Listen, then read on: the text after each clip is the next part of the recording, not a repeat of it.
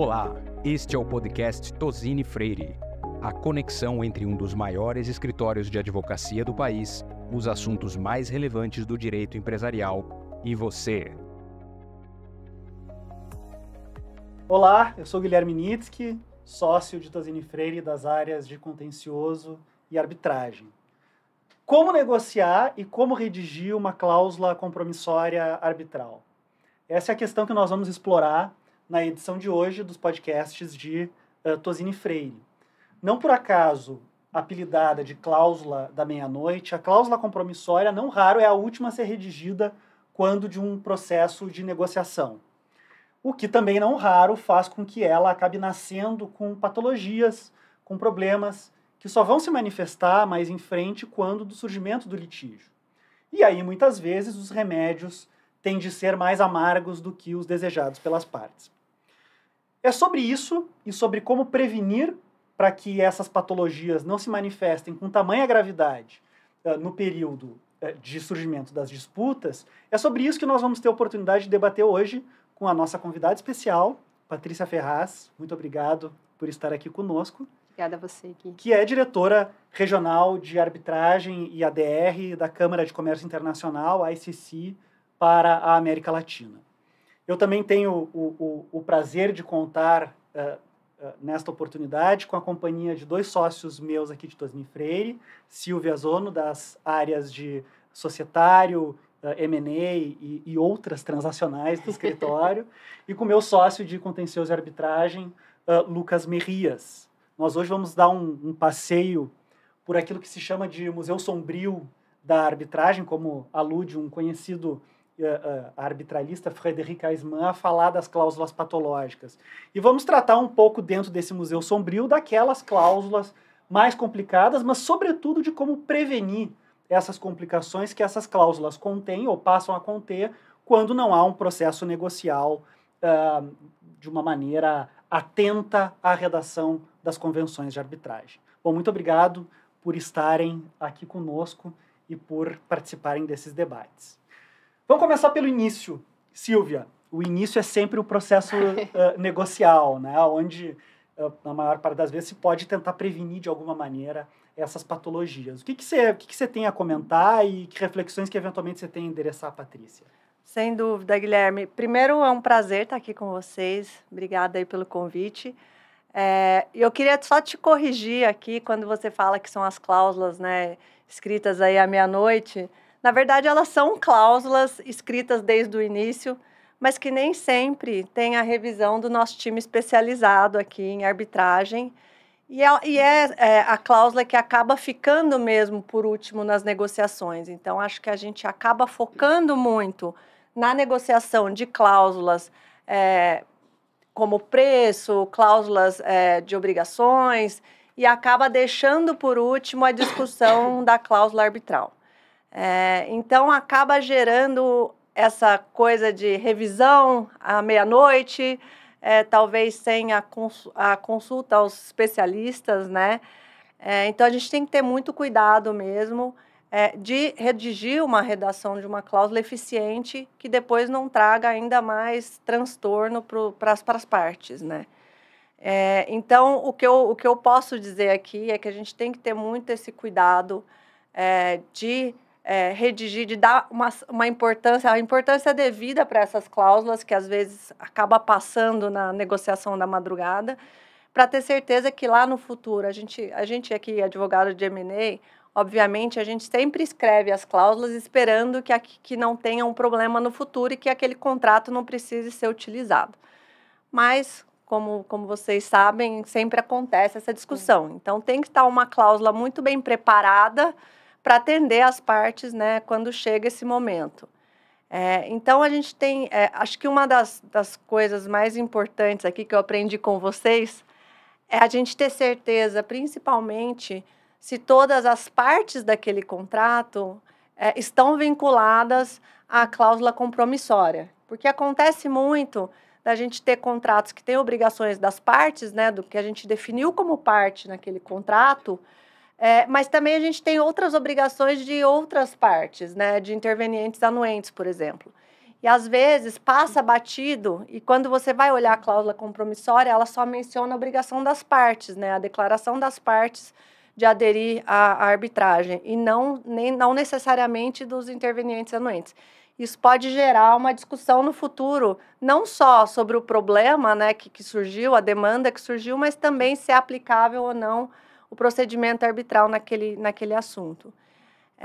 Então, a gente tem que ter muito cuidado ao redigir essas cláusulas para prever, principalmente, o idioma que a gente vai escolher para arbitragem, qual é a câmara, onde vai ser o local, né, a sede da arbitragem, e toda essa preocupação mesmo de ter uma cláusula que funcione no final.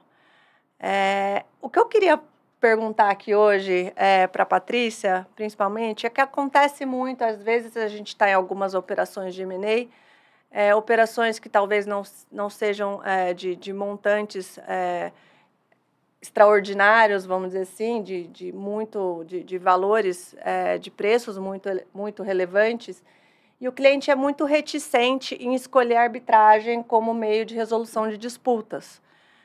Ele acha que tem um certo preconceito e acha que a justiça comum é mais barata, então ele quer fugir da arbitragem porque na cabeça dele a arbitragem vai custar caro. Por mais que a gente tente educar o cliente, explicar, né, os benefícios do procedimento arbitral, a velocidade com que o procedimento anda em comparação com o procedimento no judiciário, às vezes é muito difícil. O que a gente tem visto bastante é a gente adotar uma cláusula escalonada, vamos dizer assim. Então, a gente ter uma cláusula que fale que a gente vai adotar a justiça comum para algumas matérias, seja com limite de valor, vamos dizer assim, na causa, e acima daquele determinado valor ou outras matérias específicas, a gente sobe para arbitragem.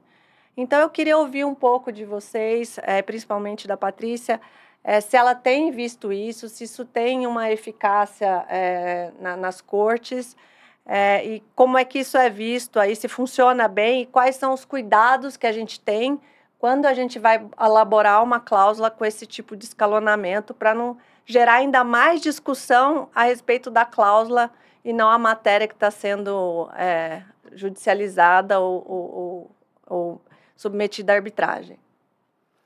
Obrigada, Sil. Obrigada primeiro pelo convite. É muito bom estar aqui com vocês. É meu segundo videocast e eu acho essa fórmula extremamente interessante, né? Acaba sendo um bate-papo. Sil, para endereçar a tua pergunta, eu vou começar pelo que você comentou sobre o que a gente ouve dos clientes, e imagino que você escute muito, é que a arbitragem é cara, né? Então, por isso, eu vou para o judiciário. O judiciário vai ser mais barato, às vezes vai ser mais rápido, mas a pergunta, será que é mais barato? Será que é mais rápido? Lembra que a gente tem recursos. Os recursos no judiciário são infinitos. A gente pode demorar numa causa simples 10, 15 anos. E isso te torna caro com o tempo. Então, você tem que ter a noção do dinheiro no tempo também. A arbitragem, por outro lado, hoje em dia, eu diria que ela é uma ferramenta que pode ser muito interessante para alguns casos. Não acho que para todos os casos. A gente conversou um pouco já no passado sobre as operações de agronegócios. Tem setores que o judiciário funciona muito bem. E eu acho que nesses setores que funciona, não mexe. Mas tem outros, como o caso de M&A, algumas situações específicas, que a arbitragem pode ser muito interessante, sim. E especificamente com relação a escalonamento, isso tem aumentado. A gente tem visto as empresas realmente fazer essa divisão. Algumas vezes começam pelo judiciário, não limitando tanto com matéria, mas sim quanto a valor. É o que eu mais tenho visto. E depois, aí sim, valores mais relevantes, até por essa questão de achar que a arbitragem existe ainda, né, que é mais cara, aí sim eu indo para a arbitragem. Minha opinião, eu tenho dúvidas hoje em dia se seria a melhor opção. Porque hoje em dia existe um procedimento que chama procedimento expedito, que é justamente para os casos com valor menor. que são justamente para os casos onde eu consigo solucionar uma disputa em 6 meses. Isso para as empresas é extremamente interessante. Então, será que não seria o caso de, na cláusula, em algumas situações, em vez de ir para o judiciário, eu não colocar já arbitragem, mas arbitragem expedita, limitada a algum valor, e depois, para valores que ultrapassem um valor X, 10 milhões, 15 milhões, aí sim, uma arbitragem que a gente chama de regular. Eu tenho visto as empresas que utilizavam essa questão de ir para o judiciário e ir para arbitragem, agora fazendo essa segunda opção, porque acaba sendo mais eficiente em termos de tempo e custo também, porque acho que não tem coisa melhor para as empresas do que terminar uma disputa em 6 meses, sabendo que você não tem recurso. Você limpar o balanço das empresas, eu acho que é muito vantajoso. Então, respondendo a tua pergunta, eu tenho visto mais desta forma e acho que é uma tendência. Deve continuar e deve crescer. Sem dúvida, né, Paty? Porque o tempo é dinheiro, né? E o que o cliente, às vezes, a gente tenta educar as pessoas nesse sentido, por desconhecimento mesmo, até da gente que não é da área, né? Mas a gente tem que explicar que às vezes o judiciário parece barato, mas você tem que contabilizar também que você vai pagar advogados, você vai pagar custas judiciais por 10, 15 anos. Então, você colocando isso, fazendo uma conta matemática, quando comparado a 6 meses um processo arbitral, você vai gastar muito menos dinheiro. Eu acho que talvez essa informação não esteja tão clara para pessoas que não são do meio. Então, é um trabalho que a gente tem que fazer de educar as pessoas nesse sentido, mostrar, né, fazer comparações de valores, de números, eu acho que ajuda muito a gente ter essa informação mesmo para apresentar para os clientes. Sem dúvida. E talvez, eu acho que um ponto que é interessante, que eu gosto de falar, é que também a arbitragem expedita não vai ser para todos os casos. Casos que tenham seja necessária uma perícia, eu não consigo fazer uma perícia rápida, Sim. Dependendo do que é. Se a gente está falando num caso complexo de construção, não vai ser o caso que, independente do valor, eu consiga ir para uma arbitragem expedita. Mas ainda assim, dependendo de como você redige a cláusula, talvez a arbitragem seja mais eficiente, justamente pelos pontos que você falou, né, de quantidade de recurso, do dinheiro no tempo, vai ser mais eficiente ainda que o judiciário. Sem dúvida.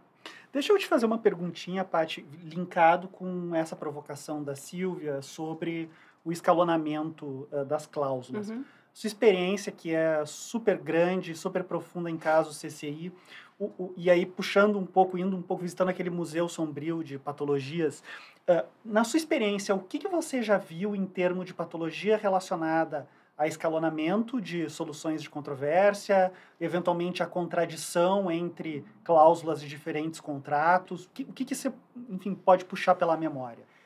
Tem bastante coisa aqui. Tem bastante coisa.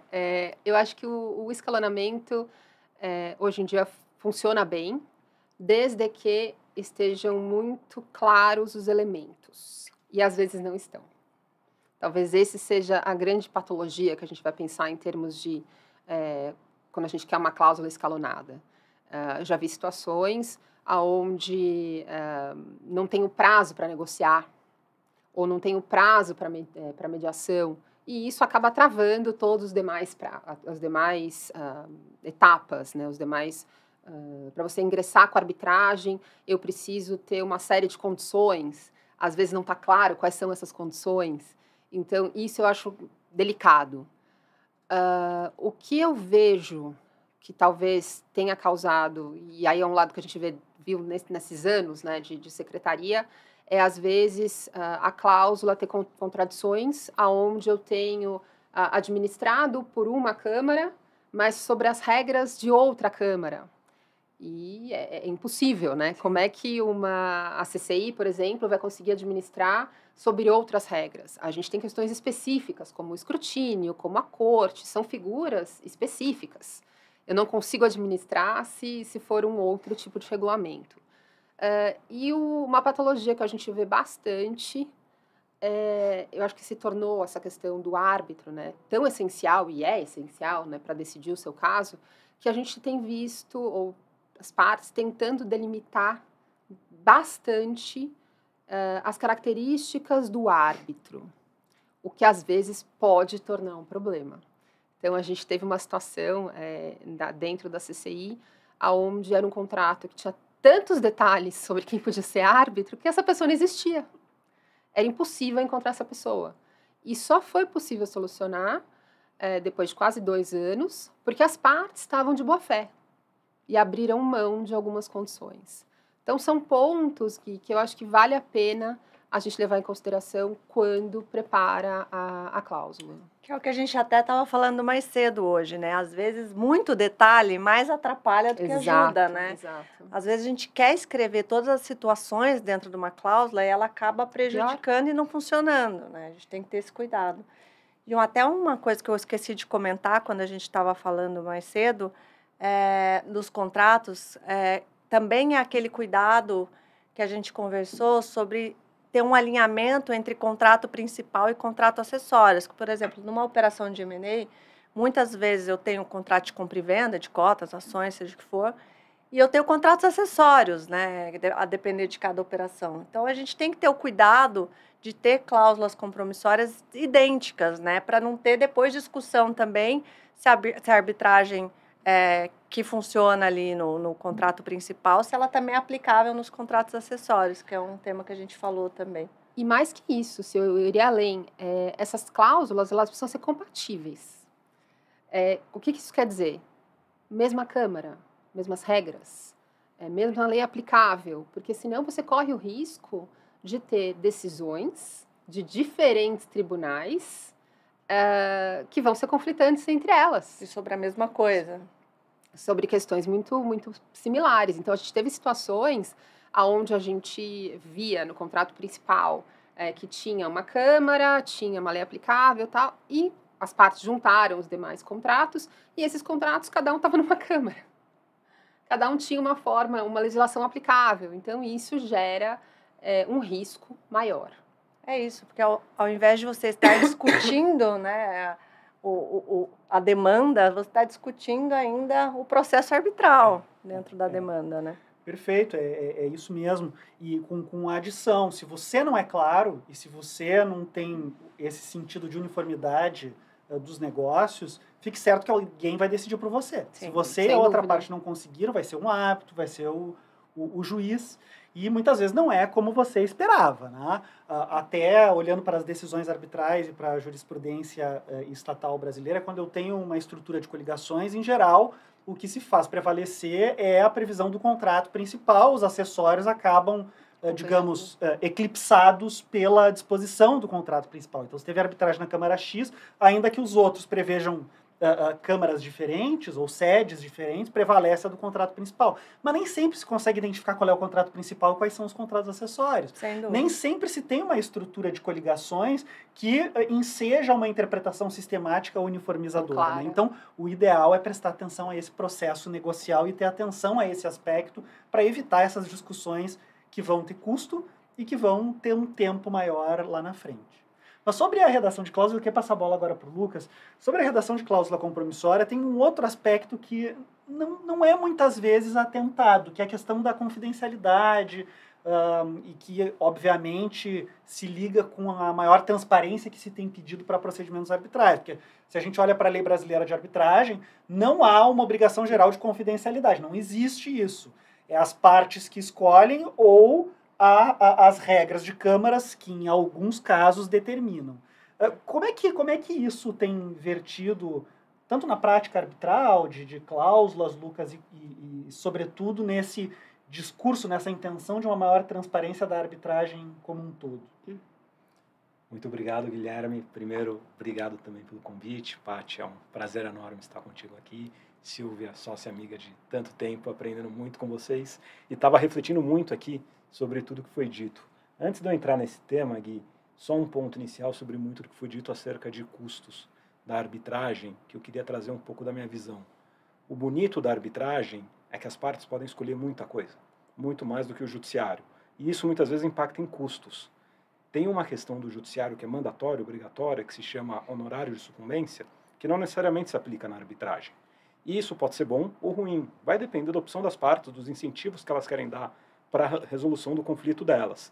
Em algumas situações, se você elimina os honorários de sucumbência, ainda que os custos da arbitragem possam ser maiores no primeiro momento, a ausência desse risco torna a ida para a arbitragem mais interessante, especialmente em casos de alto valor agregado, à luz da nova regra do CPC, Exato. e já interpretada pelo STJ, pelo Superior Tribunal de Justiça, no sentido de que haverá honorário de sucumbência entre 10% a 20% do valor envolvido na disputa, não importa qual seja esse valor, desde que estejamos falando de valores altos. Claro que se os valores são ínfimos, aí o juiz tem ali alguma liberdade.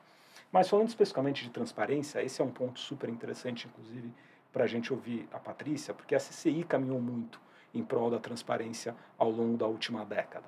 Né? A CCI hoje publica ou dá disponibilidade a uma série de decisões que são da Câmara, são decisões sobre alguns pontos específicos, mas muito relevantes, confirmação de árbitro, impugnação de árbitro, consolidação de procedimentos em casos de contratos coligados, que o Guilherme bem tocou, intervenção de terceiros, né? Tem uma figura que ocorre muito no M&A e as pessoas esquecem, que é a tal da estipulação de obrigação em favor de terceiro, que pode gerar a intervenção num terceiro na arbitragem. E isso tudo, em algumas circunstâncias, a CCI decide.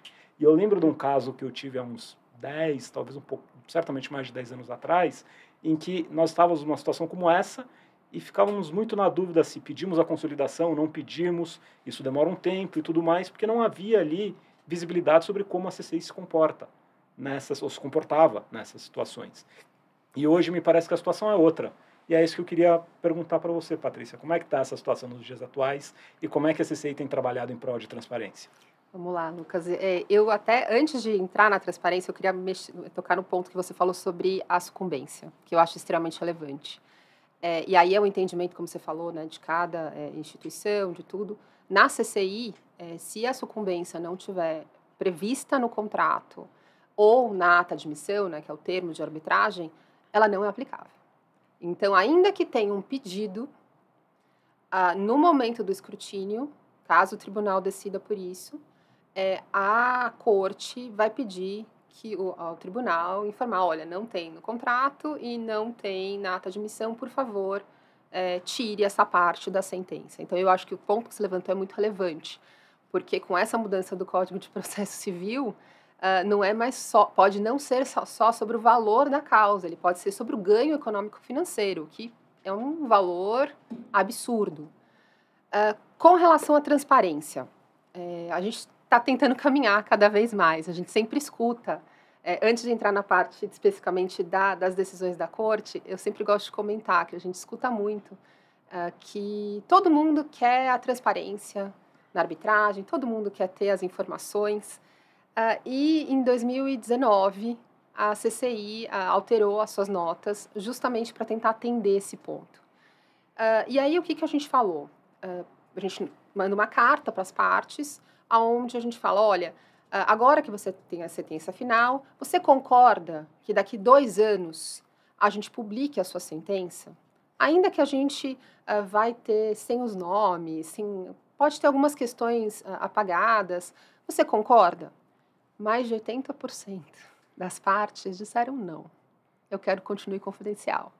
Então, no fundo, todo mundo quer ter informação do outro. Ninguém quer abrir a sua. Então, eu acho que é um ponto interessante. Com relação à corte, também foi um ponto que as decisões da corte, o que ela acontece? Normalmente, elas nunca elas não são públicas.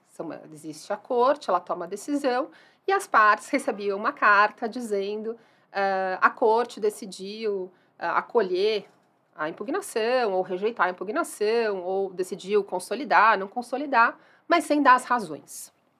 Isso foi alterado, começou em 2012, e naquele momento existia a possibilidade, desde que as partes concordassem que queriam ter as razões.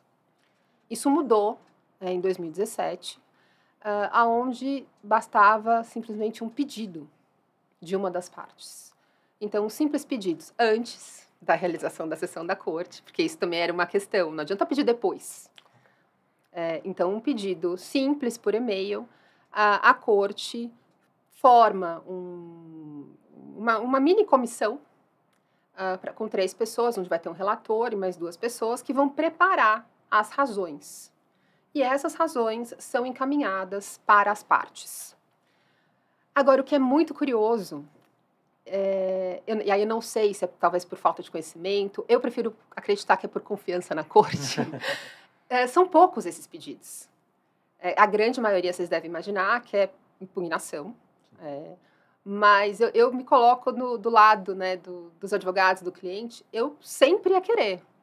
Eu acho que é muito útil a gente saber. É claro que a corte vai tomar a sua decisão caso a caso, levando em consideração todos os fatos e argumentos das partes, mas eu acho que é um material muito rico, até para você encaminhar para o cliente e mostrar, olha, os seus argumentos foram levados em consideração, o que foi considerado para a tomada de decisão foi isso. Mas é muito pouco que é pedido ainda. Então, talvez a gente tenha que divulgar mais. Isso, até 2021, estava só na nota às partes, que eu brinco que é como se fosse um comentários ao regulamento da CCI, e em 2021 ele entrou para o regulamento, em um dos anexos. Então, a gente espera que com isso também acabe dando mais conhecimento, mais visibilidade para essa possibilidade que as partes têm de ter as informações.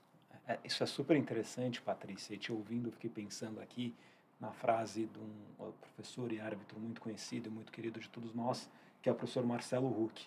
Ele ensina desde a minha época, talvez um pouco depois da faculdade, mas desde os primórdios ali do envolvimento com arbitragem, que sentenças arbitrais e decisões arbitrais você escreve para quem tem o seu interesse não atendido, para quem perde, porque essa é a parte que, acima de tudo, precisa entender, porque que aquele pretenso direito, aquele direito que ele acreditava possuir, não foi atendido. E eu acho que isso casa muito com o que você está trazendo. É claro que aqui estamos falando de decisões não necessariamente ou não sobre o mérito da disputa, mas isso não muda o fato de um interesse de uma parte não ter sido atendida, ainda que em termos processuais. E tratando especificamente disso, há situações, Patrícia, em que eventualmente a corte pode decidir por não disponibilizar uma informação, ainda que seja do interesse da parte, e como que isso ocorre? Como é que a corte trata disso? Pode acontecer, nunca vi, tá? Porque eu acho que justamente o objetivo é dar a transparência. Agora, a corte, pela regra, pela letra que está no regulamento, ela tem essa discricionariedade de, eventualmente, não fornecer. Isso nunca aconteceu. Então, eu acho que é importante, acho que independente dos seus casos mais complexos, mais simples, sempre é uma prestação de serviço. Claro. Então, o entendimento é que a gente sempre tem que visar dar as informações que são pedidas dentro do que está no regulamento.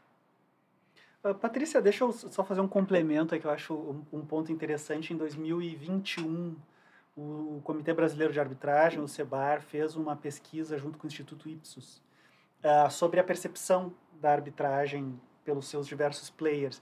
E é muito curioso, porque numa determinada pergunta nós questionamos quais são os valores principais que você identifica em ter a arbitragem como opção. Em quarto lugar ficou a confidencialidade, ou seja, a confidencialidade ainda é vista Sim. como um valor.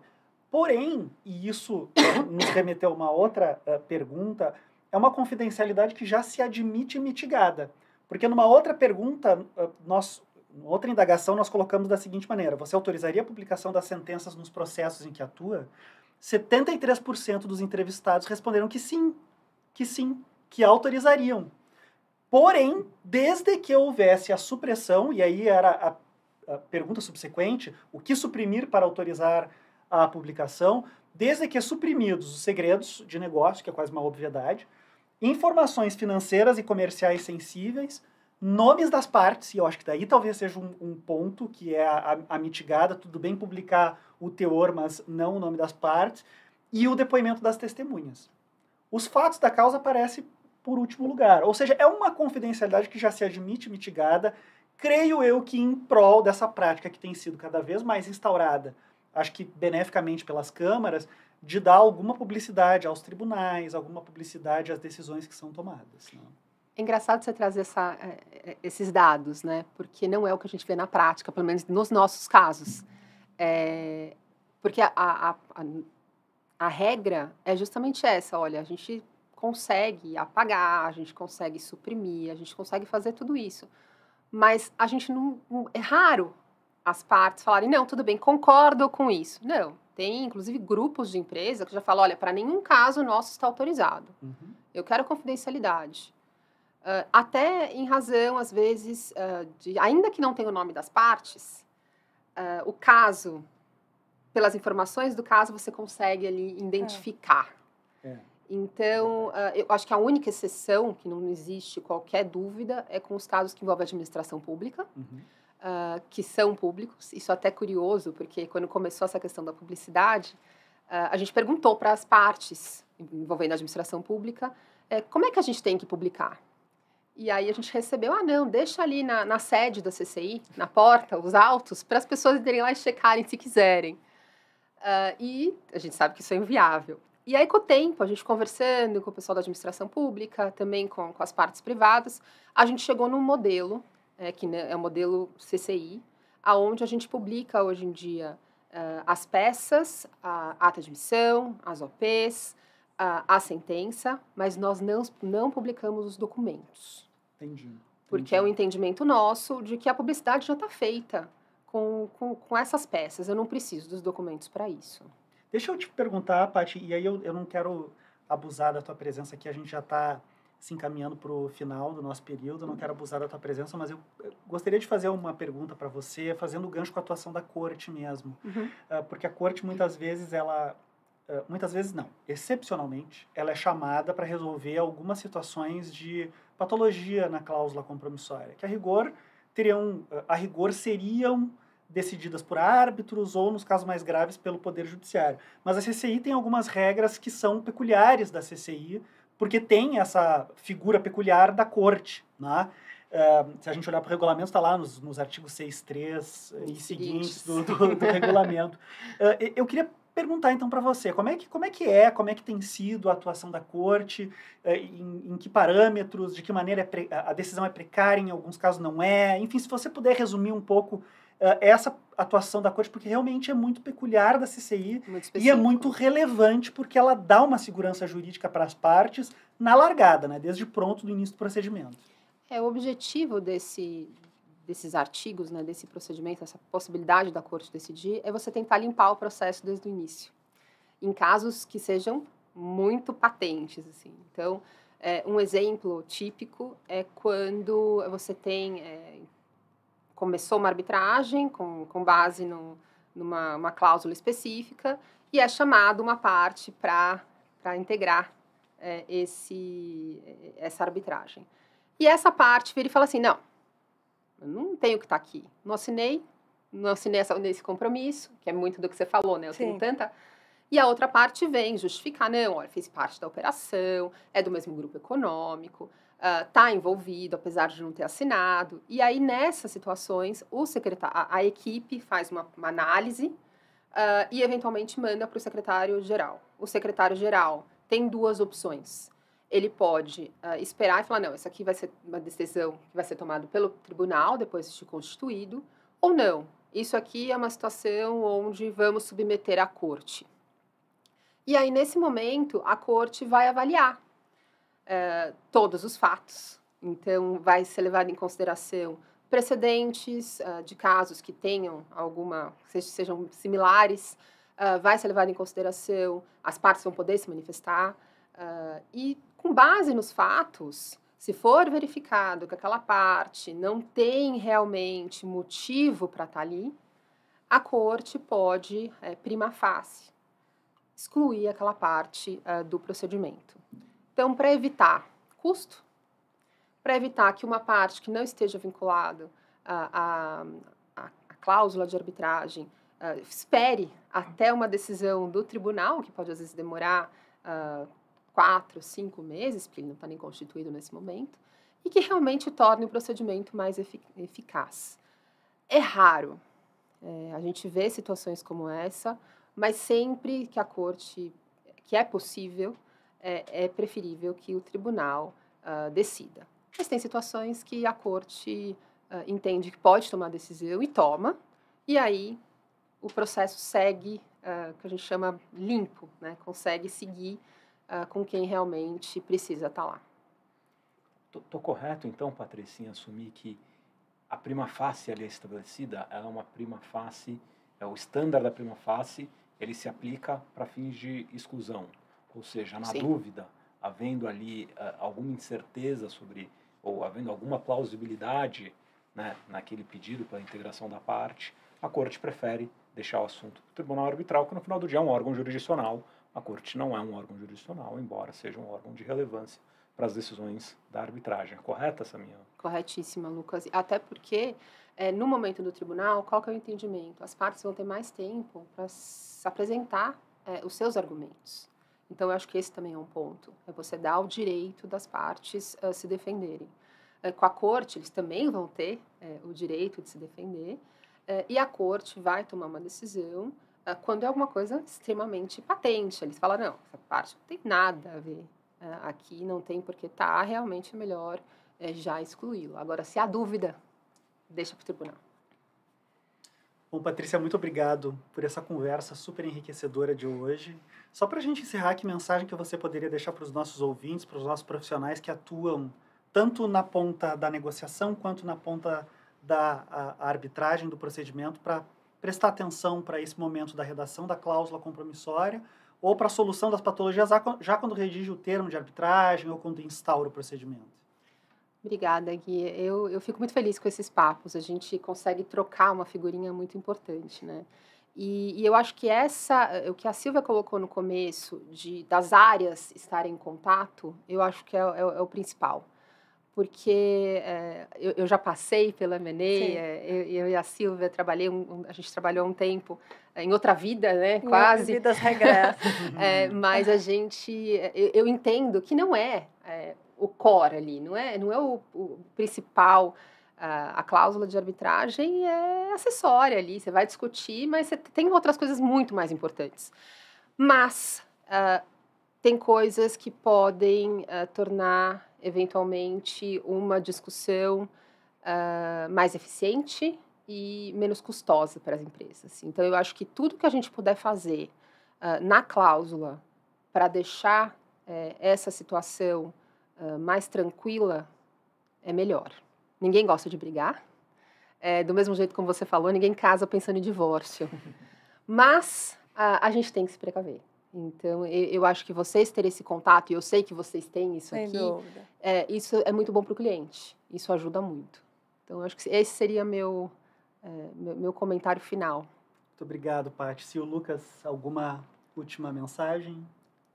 Acho que agradecer a Paty, antes de mais nada, de fato foi muito enriquecedora. Essa mensagem final é muito correta e essencial, e não só na redação da cláusula, mas na administração da vida do contrato, né? O contrato não termina quando você assina, ele começa. E essa interação dos times é essencial para que esse contrato caminhe muito bem, e se acontecer alguma divergência, que a parte ali representada seja muito bem assessorada para aquela divergência, para que possa resolvê-la da melhor forma, que é, no final, o nosso papel, para isso que servimos os nossos clientes. Sem dúvida, Lucas. E eu queria mais uma vez agradecer a Paty. É um prazer receber você aqui na nossa casa e ouvir você compartilhar tanta informação aqui com a gente. Então, muito obrigada mesmo. Obrigada aí, Gui, Lucas. É um prazer estar aqui com vocês hoje. Obrigado, pessoal. Eu gostaria de agradecer também os nossos ouvintes e convidar, para quem gostou do conteúdo de hoje, a acompanhar os nossos podcasts, acessando e se inscrevendo no nosso canal do YouTube e também acessando a nossa página da internet. Muito obrigado e até o próximo episódio.